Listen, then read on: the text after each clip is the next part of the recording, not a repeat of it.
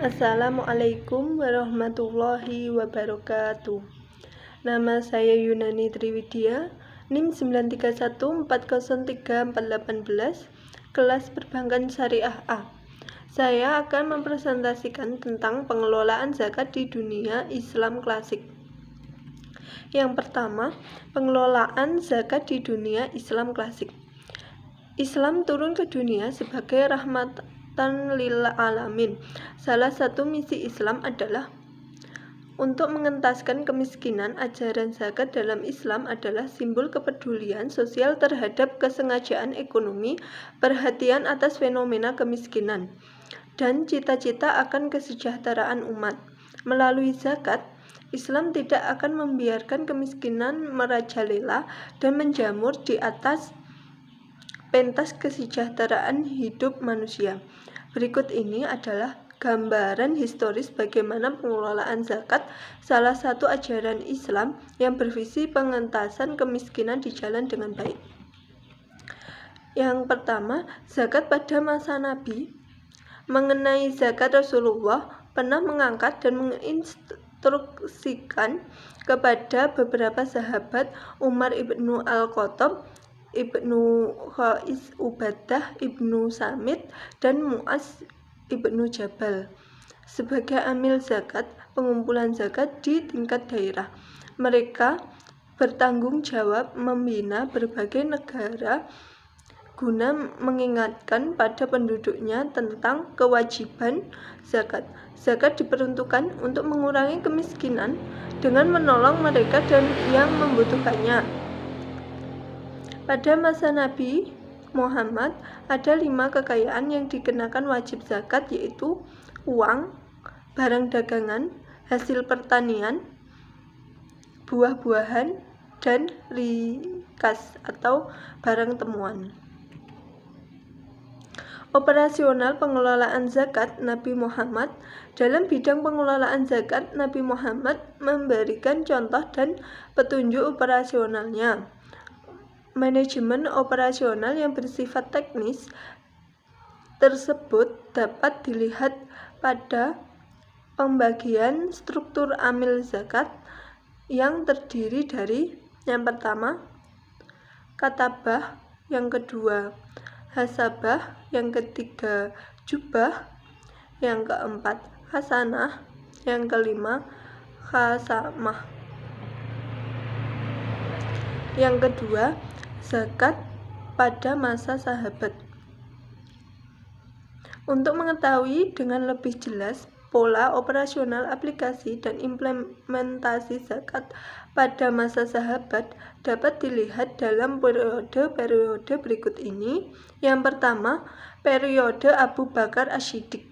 Pengelolaan zakat pada masa Abu Bakar As-Siddiq sedikit mengalami kendala. Pasalnya, beberapa umat muslim menolak membayar zakat. Mereka meyakini bahwa zakat adalah mendapat personal Nabi. Menurut golongan ingkar zakat ini, zakat tidak wajib ditunaikan pasca wafatnya Nabi. Yang kedua, periode Umar ibnu Al-Khattab. Umar adalah salah satu sahabat Nabi. Ia menetapkan suatu hukum berdasarkan realitas sosial. Di antara ketetapan Umar adalah menghapus zakat bagi golongan mu'alaf, enggan memungut sebagian zakat tanaman karena merupakan ibadah pasti mewajibkan sewa tanah, menerapkan zakat kuda yang tidak pernah terjadi pada masa Nabi Muhammad. Tindakan Umar menghapus kewajiban zakat pada mu'alaf bukan berarti mengubah hukum agama dan menyampingkan ayat-ayat Al-Quran. Ia hanya mengubah fatwa sesuai dengan perubahan zaman yang jelas berbeda dari zaman Rasulullah. Sementara itu, Umar tetap membebankan kewajiban zakat 2 kali lipat terhadap orang-orang Nasrani Bani Taklab. Hal ini disebut zakat mudha'afah. Zakat mudha'afah itu terdiri dari jizyah dan beban tambahan. Jizyah sebagai imbangan kebebasan bela negara, kebebasan yang diwajibkan kepada warga negara muslim. Yang ketiga, periode Utsman ibnu Affan. Pengelolaan zakat pada masa Utsman dibagi menjadi dua.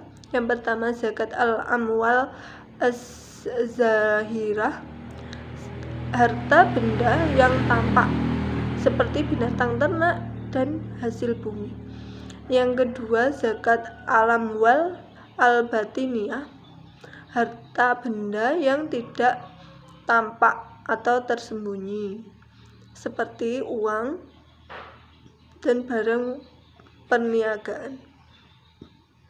Zakat kategori pertama dikumpulkan oleh negara, sedangkan yang kedua diserahkan kepada masing-masing individu yang berkewajiban mengeluarkan zakatnya sebagai bentuk self-assessment. Yang keempat, periode Ali ibnu Abi Thalib. Situasi politik pada masa kepemimpinan Khalifah Ali bin Abi Thalib berjalan tidak stabil, penuh peperangan dan pertumpahan darah. Akan tetapi Ali ibnu Abi Thalib tetap mencurahkan perhatian yang sangat serius dalam mengelola zakat. Ia melihat bahwa zakat merupakan urat nadi kehidupan bagi pemerintahan dan agama. Ketika Ali bin Abi Thalib bertemu dengan orang-orang kafir, miskin, dan para pengemis buta yang beragama non-muslim, ia menyatakan biaya hidup mereka harus ditanggung oleh Baitul Mal. Khalifah Ali bin Abi Thalib juga ikut terjun langsung dalam mendistribusikan zakat kepada para mustahid. Yang ketiga, zakat pada masa tabi'in. Pengelolaan zakat pada masa tabi'in terekam dalam catatan sejarah Daulah Bani Umayyah yang berlangsung selama 90 tahun. Khalifah Umar ibnu al-Aziz adalah tokoh terkemuka yang patut dikenang sejarah, khususnya dalam hal pengelolaan zakat di tangannya. Pengelolaan zakat mengalami reformasi yang sangat memakau. Semua jenis harta kekayaan wajib dikenai zakat. Pada masanya, sistem manajemen zakat ditangani dengan masa profesional. Jenis harta dan kekayaan yang dikenai wajib zakat semakin beragam.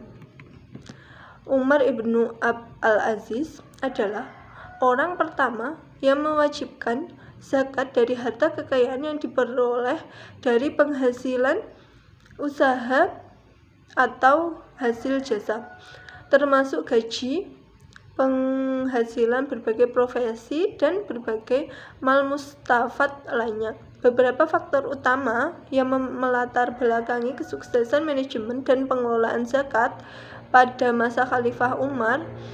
Pertama, dengan optimal. Kedua, komitmen tinggi seseorang pemimpin dan mendukung oleh kesadaran umat secara umum untuk menciptakan kesejahteraan, solidaritas, dan pemberdayaan umat. Ketiga, kesadaran di kalangan muzaki, pembayar zakat yang relatif mapan secara ekonomis dan memiliki loyalitas tinggi demi kepentingan umat. Keempat, adanya kepercayaan terhadap birokrasi atau pengelolaan zakat yang bertugas mengumpulkan dan mendistribusikan zakat. Terima kasih presentasi dari saya. Wassalamualaikum warahmatullahi wabarakatuh.